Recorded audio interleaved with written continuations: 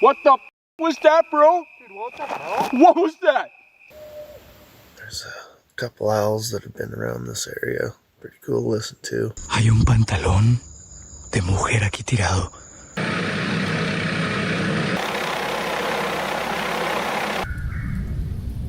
It's definitely getting closer.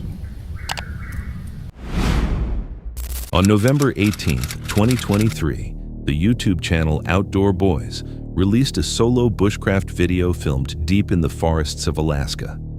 The channel is known for outdoor survival hunting and camping in remote environments. This time, Luke enters the woods alone in late autumn, gathering food, building shelter, and preparing for the night, unaware that the surrounding forest becomes far more active after dark than it appears during the day. An invasive beetle called the Japanese spruce bark beetle has wiped out more than 90% of the spruce trees in this forest. I can see a spruce grouse sitting on a tree branch up ahead.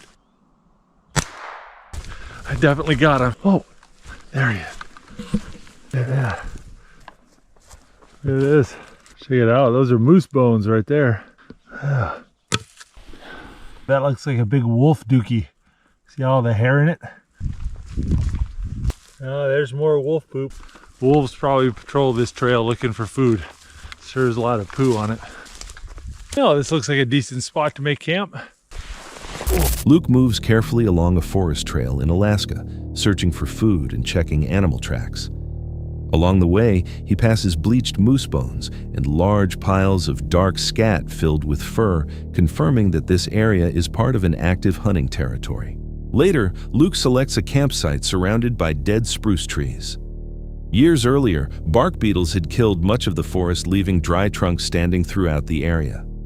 He cuts the dead wood and stacks it into a simple bushcraft wall to block the wind and reflect heat. Nearly all the trees around him are dry. The wood ignites easily, making the area one that could catch fire quickly. Alrighty, I'm gonna get away from my campsite and go clean this bird. There we go, a couple pieces of grouse breast meat.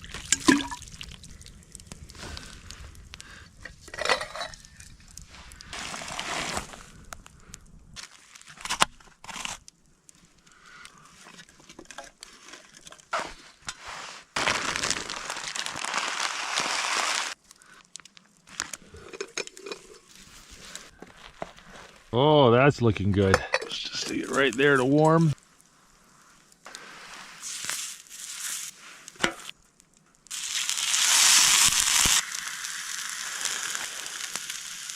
Oh, that smells delicious. May not look fancy, but I'm excited to eat it. Oh, that was delicious. As daylight fades, Luke cleans and cooks the grouse he had hunted earlier. He eats beside the fire, following a calm and familiar routine. But beyond the glow of the flames, the forest remains dark and silent, offering no clear signs of what might be nearby. At around 2:30 a.m., something changes. From inside the shelter, Luke hears howls coming from the forest. The sounds don't stay in one place. They shift positions around the camp. As the howling continues, Guys, it's about 2:30 in the morning, and there is a large pack of coyotes out around my camp. I can hear them laughing and barking off to the left and then over to the right. All right, I'm going to try to get some sleep and see if they come into camp and mess with anything. Well, good morning. I didn't sleep very well last night. I kept getting woken up by this massive pack of coyotes. I first heard them over here on the left, and it was so many dogs. Around 2 a.m., they were off here to the left, and then they worked their way through the woods in front of the tent. And then they got all the way out towards the car is. 4 or 5 a.m. they came back this way, and this time I could hear them behind the tent. But I kept the fire going all night, and as far as I know, they never came into camp. There we go, fried Spam. A little pat of butter here, we're gonna just melt all over it. Fried bread, honey butter, and Spam. The breakfast of champions right there. Hear that pack of coyotes started howling over there again. Luke begins to understand the animals are not alone. Instead of moving on, they seem to remain close. With the sounds lasting for hours from around 2 a.m. to 5 a.m., Luke keeps the fire going all night, knowing it is the only thing keeping the animals at a distance. When morning arrives, Luke starts preparing breakfast, but the danger from the night hasn't fully passed. Faint howls still echo through the forest as the coyotes continue to mark their territory.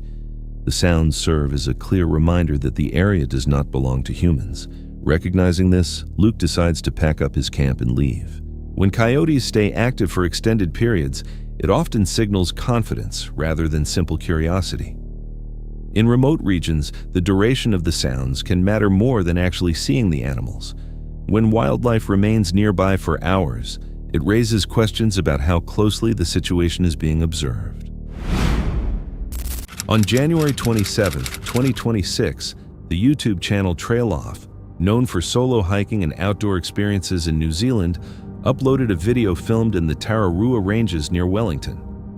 The video follows a man hiking alone on the Dobson Loop Trail to clear his mind, unaware that the day would not unfold as expected,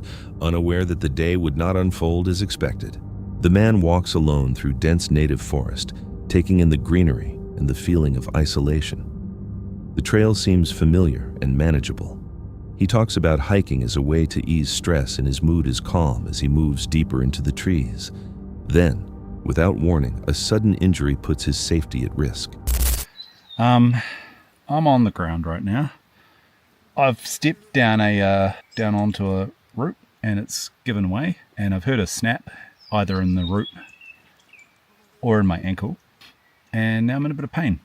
So I guess this is a really good opportunity for me to document what I'm doing to get myself out of this situation. I want to be clear, this is not pretend. I don't know how badly. I've already called loudly for help. No one has heard, and there's every chance that at 2:39 p.m. in the afternoon on a Saturday, there's a chance I might be the last person through this trail for the day. As he steps onto a tree root, it snaps, sending him to the ground in sharp pain and making it clear this is no longer a routine hike. The situation escalates quickly, and despite calling out for help, it becomes clear that he is completely alone in the forest. The pain was worse at the start than it is now. My first thought was that I'd broken my ankle. And so if I've done that, there's no way that I can get out of here. The pain is going to get substantially worse when I'm out of shock. This sucks. I don't want to do that. God.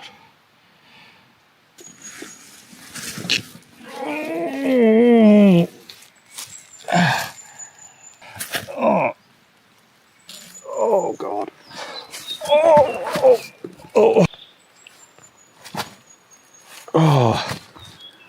I can't go that foot first. There's no chance I can be out of here on this ankle before dark.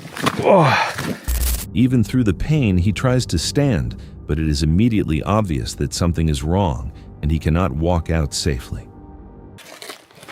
I've reached hopefully it holds me up.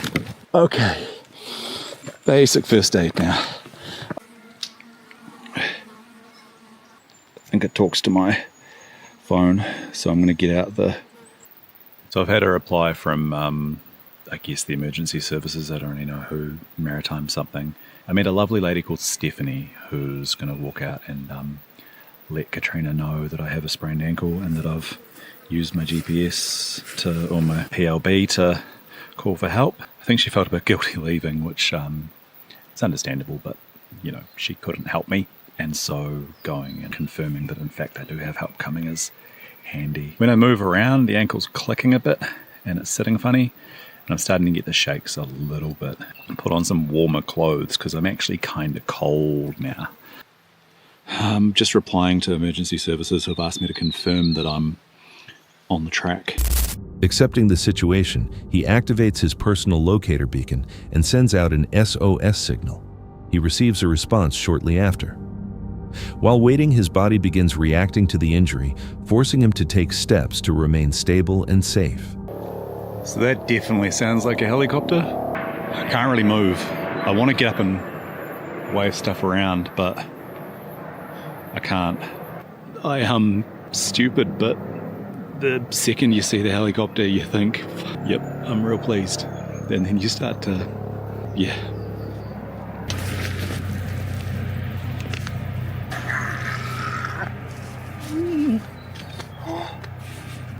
That was a dignified noise. Something that's not fucking green. I'm in this clearing. Eventually, he hears a helicopter overhead. Relief quickly shifts to anxiety when the aircraft circles, but fails to spot him. Please see me. Please.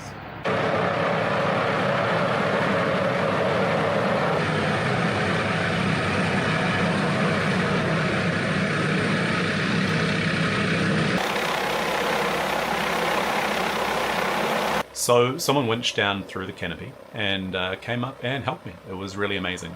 I was given a green whistle of drugs, which made me feel a lot better. I was still convinced it was sprain, but turns out was, in fact, a little fracture on the outside of the ball of the ankle. After several tense minutes, rescuers finally locate him and quickly transport him to the hospital. He is treated and released later that same night, reflecting on how quickly a simple hike became a situation where outside help was the only option. Many viewers pointed out how quickly an ordinary hike can turn dangerous when someone is alone. A single injury combined with isolation and time pressure can turn a small mistake into a serious survival situation. When hiking alone, how prepared are you for the moment when you can't make it back on your own?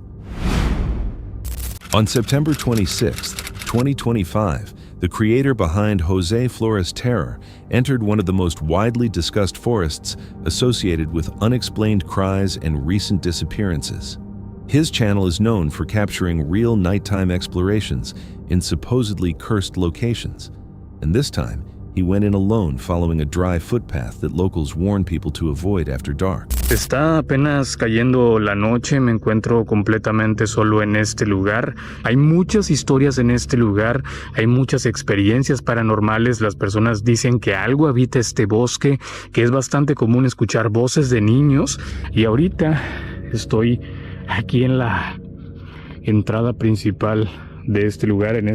Han perdido varias personas que no han encontrado el camino de vuelta para salir de esta zona. Inclusive hace muy poco la policía tuvo que venir a este lugar, por más que inclusive trajeron perros para poder hacer la búsqueda dentro del bosque, no lograron encontrar a aquella persona.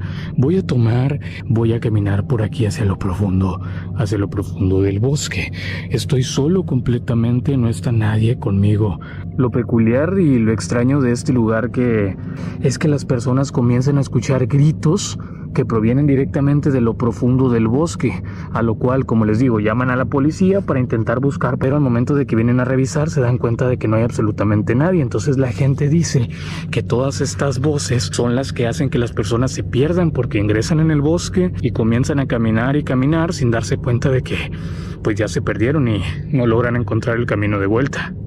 Si se llega a escuchar de repente aquellas voces, simplemente lo que me recomendaron y lo que me dijeron que hiciera es no hacer caso a aquellos gritos, aquellos lamentos que se escuchan dentro de este lugar, que es la única manera de que no te pierdas en el bosque, pues simplemente no son reales. Aquí estoy ya avanzando a otra zona. Ok, se acaban de escuchar pasos atrás de mí. De repente como si viniera algo atrás de mí, porque se siente como una presencia atrás. Y pues la verdad, de momento parece ser que solamente se escuchan como pequeños pasos detrás de mí, como si crujieran las ramas de repente, como si anduviera algo caminando cerca de mí, pero no sé si sea algún animal, pero se escucha grande porque truenan las ramas como fuerte. Entonces acabo de llegar a una zona en donde hay como mucha basura tirada y aquí estoy viendo más veladoras de la muerte. Pero aquí empieza a ver como, miren, acá hay más veladoras. Esta de aquí es otra, es una veladora. Toda la zona, todo el suelo está lleno de veladoras. Hay algunas prendas de ropa también tiradas en el suelo, mucha basura. Si se alcanza a ver por ahí, miren, déjenme ver si puedo sacarla. Aquí, esa de ahí es una cinta de precaución. Esta cinta de precaución las colocan cuando sucede algo acá, cuando acordonan toda la zona para buscar a alguien o que haya sucedido algo malo acá, esas cintas de precaución, se están escuchando voces. Hoy.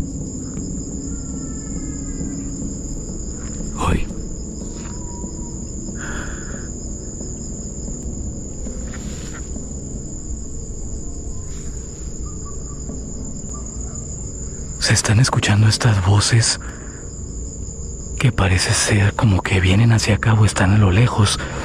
Es que no puede haber personas acá. No hay personas acá. Estoy completamente seguro. O sea, personas físicas no son. Oye. Otra vez. As he moved along the narrow trail deeper inside, the silence began to change.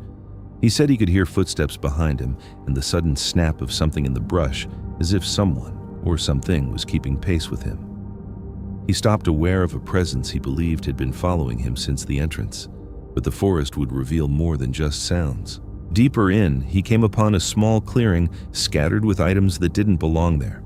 Melted wax veladoras often used in rituals, and even a piece of police caution tape hanging loosely nearby.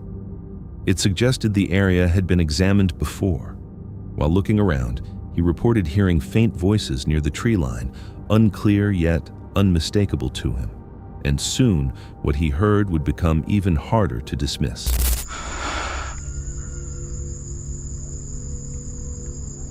No sé qué horas sean, ni sé cuánto he avanzado. Lo único que sé es que vengo de allá. Entonces tengo que seguir este camino, porque ya ni siquiera sé cuánto me ha adentrado hacia el bosque, pero estoy tratando de seguir como una línea recta y en algunas partes dejo como que algunas cosas como colgadas en los árboles o en el suelo para ubicarme y poder pues saber dónde está el camino de vuelta, porque esas voces que se escuchan para atrás, no sé si está ingresando alguien al bosque conmigo, pero se escucha esas voces y son voces de persona, o sea, se escucha súper claro, como si alguien estuviera hablando.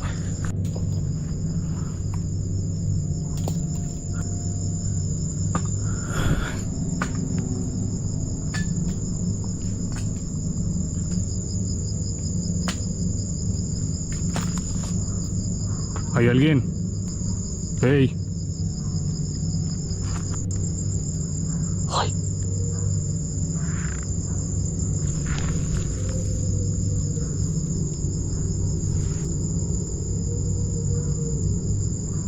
Se está escuchando una mujer, no se escucha claramente lo que dice. No sé si está diciendo ayuda o no sé qué está diciendo, pero es una mujer. Hoy.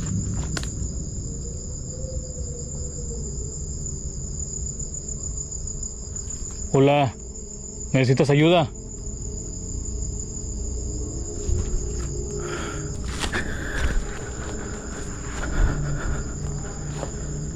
Se están escuchando muchos ruidos. Ese lamento que se acaba de escuchar atrás de mí, como una mujer llorando. Hoy. Hay como algo quejándose, como pidiendo ayuda. Acabo de sacar el detector de energía. En esta zona se supone que capta el campo electromagnético y ha estado parpadeando en rojo varias veces. Inclusive ha llegado hasta esta zona, que se supone que ya cuando llega a esa zona es porque alguna presencia o algo se está acercando mucho. Ok, aquí el camino se empieza a poner un poquito más complicado. Estoy viendo muchas telarañas. Miren.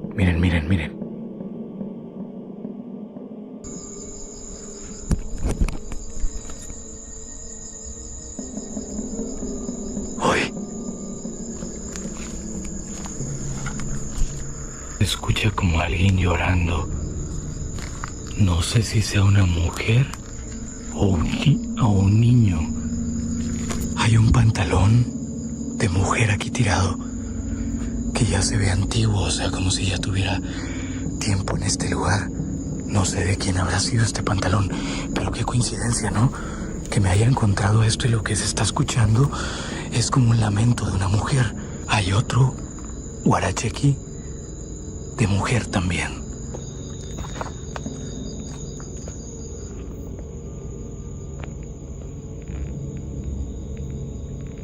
Me acabo de dar cuenta de que estoy confundido con el camino, porque según yo venía por acá, y aquí derecho era el camino, pero ahora resulta que el camino ya no está ahí. Ahora hay otro camino por acá, y yo estaba seguro que el camino era por acá. O si el camino parecía hasta que inclusive se cerró, porque había un camino por ahí. Ahorita pasé por ahí, pero ya no está.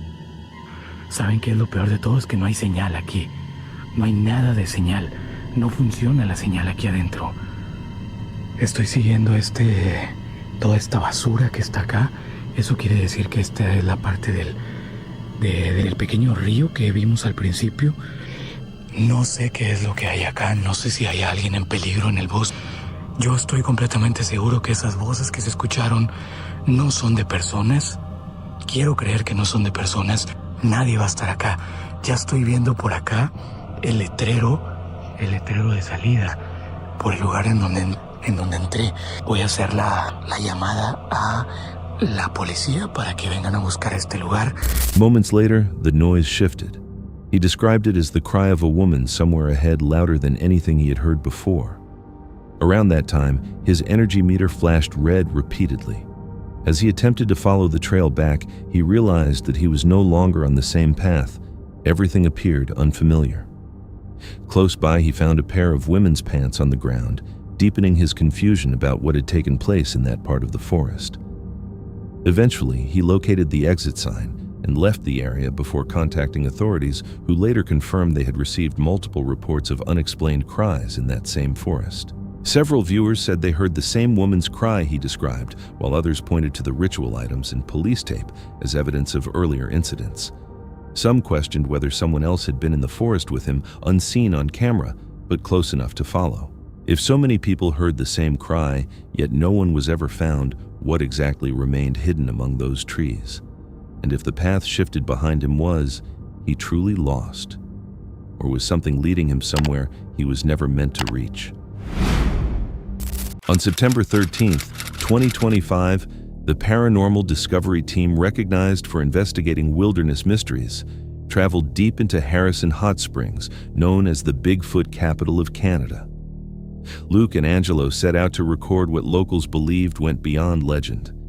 But as daylight faded behind the Rockies, the stillness settling over their mountain camp felt unusually tense, as if the forest itself were holding its breath. Earlier that afternoon, Luke flew a drone over the steep ridges surrounding the lake. Got an idea. I think what we're gonna do right now is get the drones in the air, check our aerial surroundings, see what's going on here, see if we can spot anything, and just kind of see what we're working with. As we all know, this is a hot spot, like the best hot spot in Canada for Bigfoot sightings, Bigfoot activity, whatever, Bigfoot reports. It's crazy out here. And I do have to say, when you do come into this set of wildlands, it's crazy energy. It's different out here. It's like all the stuff that we've been hunting for in the east, in Ontario, New Brunswick, Quebec, whatever. It's like this is like the final boss, almost. No. I will tell you, me and my sister hung out here, our truck broke down one day. Okay. And we definitely had that kind of an experience where a huge rock hit the center of the road, everything in the forest went dead quiet, and then nothing moved. No way. Yeah. What do you guys shoot? We do YouTube, so we're camping out for the night. Awesome. Yeah. I hope you see something. What's your channel so I can follow it? Paranormal Discovery. You got it. Yeah. And exploring with about something. We definitely had an experience. Oh, okay. Just like in this area, Yeah. my sister's truck broke down. Oh, okay. Didn't hang out for a bit, and I was Yeah. telling Right. him a huge rock landed in the middle of the road. Oh, damn. Everything went dead quiet. Yeah. And then nothing moved for like 10 minutes. Yeah. Nothing. No. And there's always birds, always creatures, but Yeah. seriously, like the everything just went deadest still. quiet I've Yeah. ever We heard. actually, Wow. me and my girlfriend, we had the same thing happen here. There's a spot up here that you can turn into and just kind of pull off. Yeah. Of course, as soon as we stopped recording, grabbing a couple things from the car, and all of a sudden we heard this weird, like, yelpy kind of moan thing. I'm like, that doesn't sound like no deer or wolf or Nah. anything. That was different. So I don't know. We're kind of hoping for the same thing to happen again, but interesting experience though. Hey, yeah. Well, you're in the right zone, I'll tell you Yeah, that much. So for I'm just sure. going to write down your channel. Sure. Paranormal. Well, I hope you guys Well, I do and I don't. Hope you see something, discover something. Yeah. Because Well, if you hear about 2 missing people in Harrison Hot Springs. Yeah, that's us. That's us. my partner's always saying, even if you see one, would anybody believe you? So is Right. it worth seeing? Yeah. But we're always looking for it. And in Yeah. town, if you look up the cliffside, there's a bunch of caves and stuff. Okay. Oh, And cool. I'm going to encourage you when you hear something to look up. Because Yeah. my guess is they're in the trees, not on the ground. Probably, Gotcha, yeah. okay. Surprise. Cool. But stay safe and wish Thank you the you. best of luck. Yep. Thank you. You take care. Yeah, you too. Locals had warned them about sudden silence before unusual events, and even shared stories of large rocks appearing on remote roads without explanation. Luke recalled hearing a chilling call in this same area the previous year when he still couldn't identify. Even now that memory lingered like a quiet warning. These burgers are so damn good. What the was that, bro? Dude, what the hell? What was that? What was that? That literally sounded like it was from up there. Oh my good lord, bro. Turn your camera on. Right? Oh, damn dude. Oh, this is happening again. What the hell is that? It literally came from up there. The road goes up there, yeah? Yeah, right there. Oh, God. Oh! Is that right? What the heck, man? I have no idea. That is like not a normal animal call. I'm telling you. We heard something that way, now we hear it this way. Let's see if we hear it again. Weird AF. That is not Gerbert, bro. Whatever that is not That is Gerbert. not a Gerber, man. No. I hear a car, but I don't see a I car. hear it too. Oh, it's coming down the road, yeah. Oh, okay. Would you like a burger, Mr. Sasquatch? Or whatever is out there? The steers are getting bad. Come on down, Sasquatch. You want to be the next contestant on The Price is Right? Woo! Woo! See if we catch it later, I guess. Again. I Dude, really just wanna see that some of these came from absolutely that way. Right, yeah. Like, it literally sounded like it resonated from like the top of the hill there. You guys grabbing a hatchet. If a Sasquatch shows up, what are you going to do with a hatchet? I'm gonna tomahawk the crap out of him, man. No, man, we want him to chill with us. I mean, if they're chill, then yeah, but if they're charging like a bear. That was definitely not a bear, though.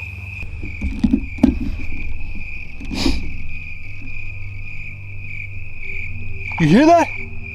There's something What direction was it? going up. Oh, gosh. I'm not even I joking. thought I heard something going down. You go down, I go up? I guess. Oh, jeez, what are we doing? I don't know. Okay. Alright, I am seriously, it's like echoing through something. Best of luck.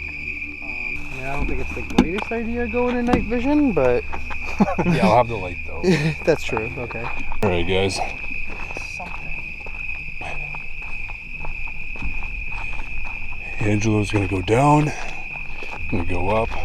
He'll be good though, he's got bear spray. Well, let me know what's up there. Yeah. Oh, damn. I don't know why I'm doing this. Later, as the two prepared and ate food at camp, a sudden sound echoed from the slope above them. It was sharp, unfamiliar, nothing like the wildlife they had seen earlier that day. A second noise followed louder this time, drifting down the road. The direction was the same, and whatever caused it seemed closer than either of them wanted to admit. When Angelo went downhill to check another angle, Luke walked alone toward the source of the sound. Heavy footsteps moved through the darkness around him, stopping when he stopped moving when he moved. Let's throw one of these in there. Whoa! Whoa! Whoa!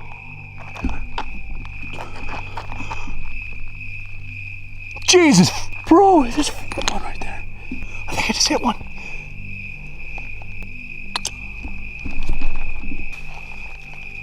Where are you? Bro, that scared the hell out of me. What was that? Holy shit.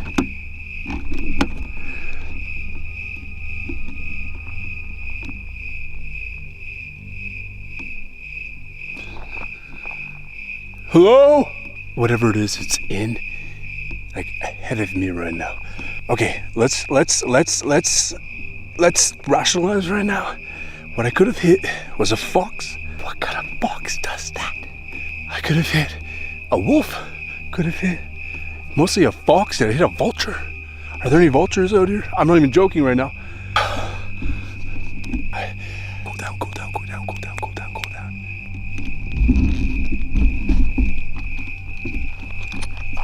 Whoa! I'm trying to see it, but I can't. It's in here though. Did I scare it? What was that? Like, did I scare whatever animal creature that was? Did I hit it? I don't even have the bug spray. I gave that to Angelo. Or the bear spray, sorry. Angelo's got the bear spray. Calm down.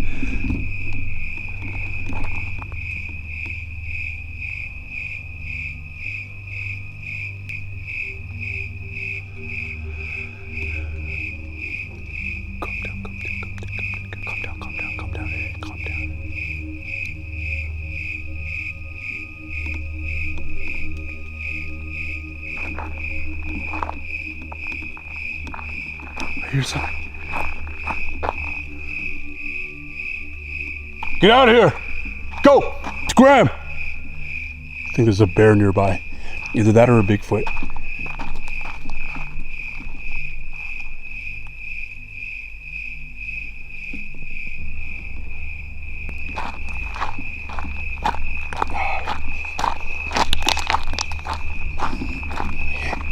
gonna start making my way back.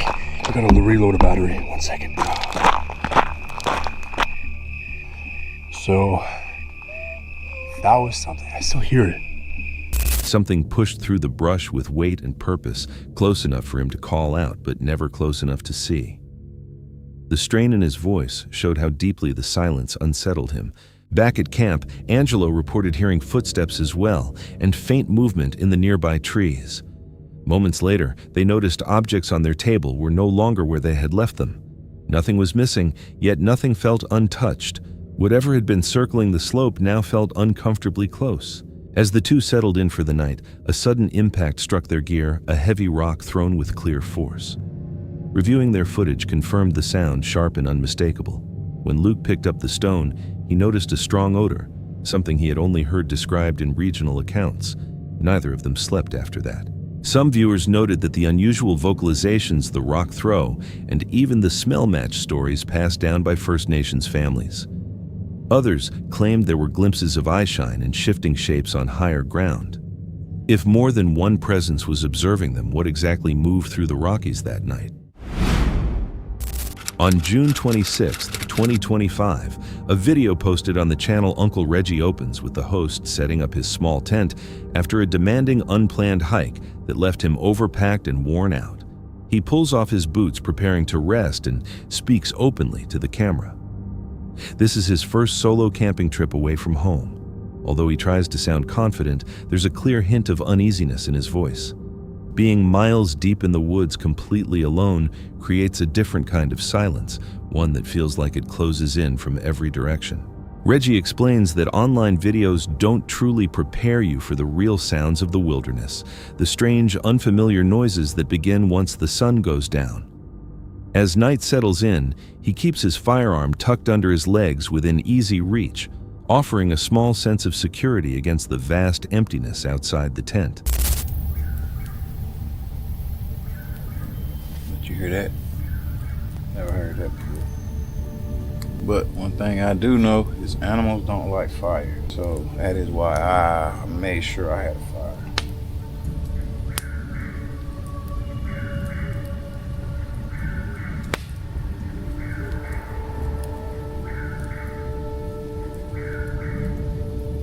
It's definitely getting closer.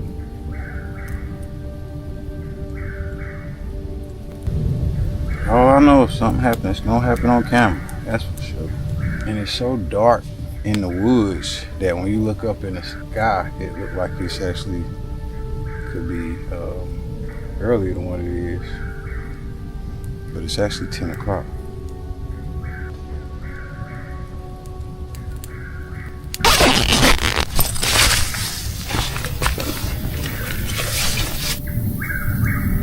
Whatever it is, it's getting closer. But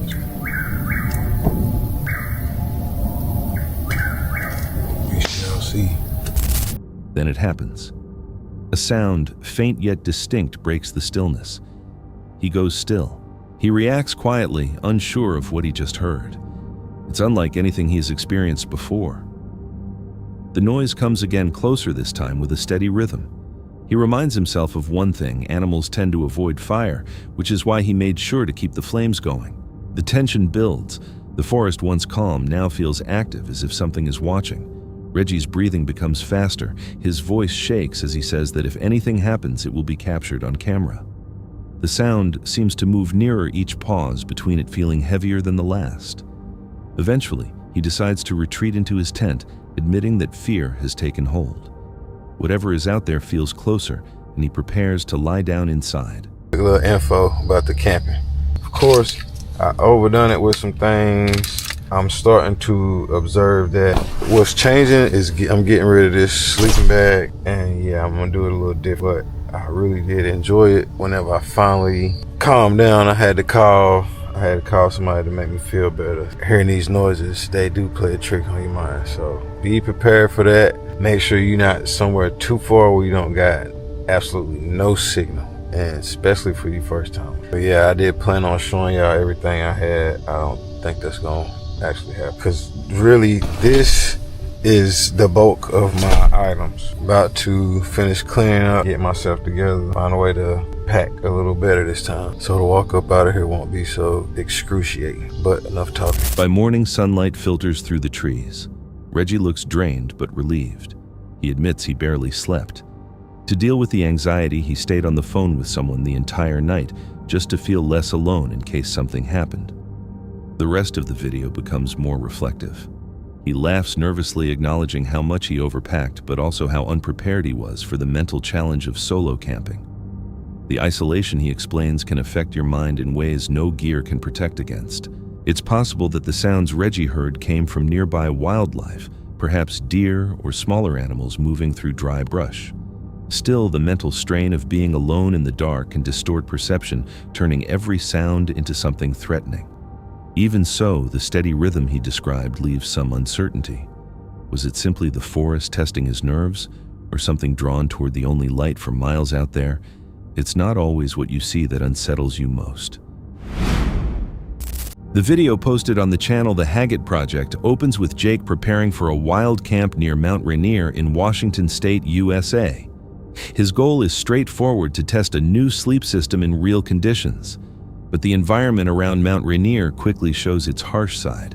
Strong winds sweep up from the valley and thick fog rolls in, swallowing the landscape in gray. It's rather windy here because we're out in the open, and most of the wind is coming up from the valley. You get a few gusts here and there, but I think we're gonna be all right. If not, I've got a backup plan I'll show you here in a second.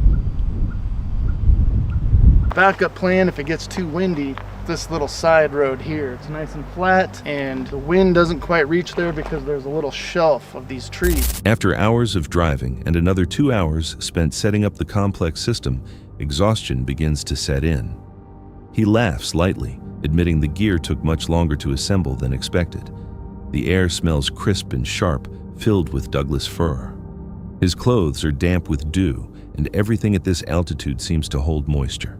By nightfall, he finally climbs into his sleeping bag, skipping dinner altogether.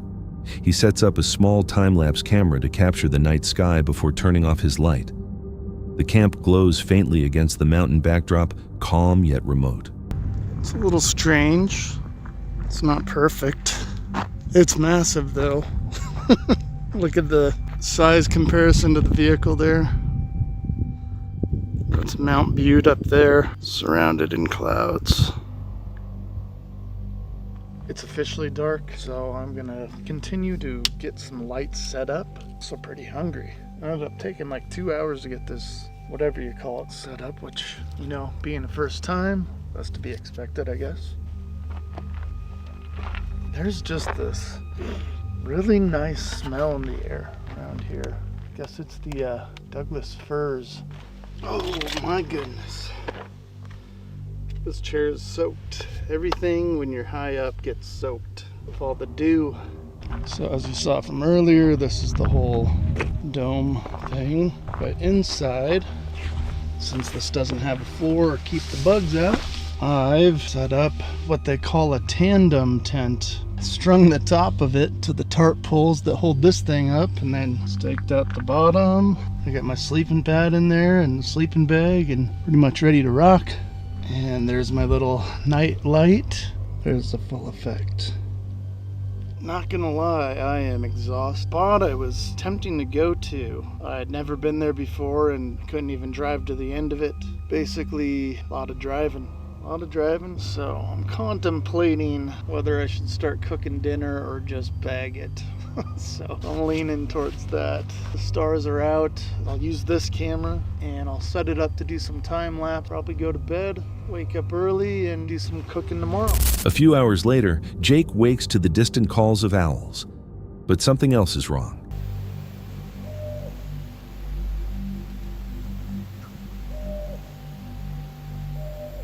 There's a couple owls that have been around this area. Pretty cool to listen to. And I'm glad I woke up when I did because my phone died again. And so I'm using this as a backup. And I'm able to charge my phone camera battery. His phone battery has died again, and the camera battery is nearly drained. He rushes to connect a backup charger in the low light, commenting on how quickly everything loses power in the cold. Then comes the main issue: condensation. Because his inner tent is only a mesh bug screen, moisture from the tarp above begins to seep through, dripping onto his sleeping bag. The dome system he was testing fails its first real trial. Throughout the night, water continues to drip from above. His voice grows tired and resigned as he describes the situation. The wind won't ease. Everything is soaked and sleep is impossible.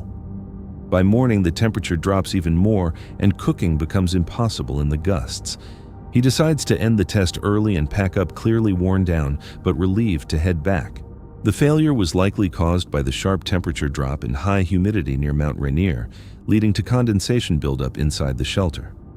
The experimental setup without a proper floor or insulation couldn't manage the moisture. But what stood out more was how fatigue and exposure made every small problem worse, turning a simple test into a real challenge. The mountain didn't threaten him with animals or storms, only with its quiet indifference. How many campers mistake testing gear for testing themselves? Out there, comfort and control can disappear overnight, and nature decides when the experiment is over.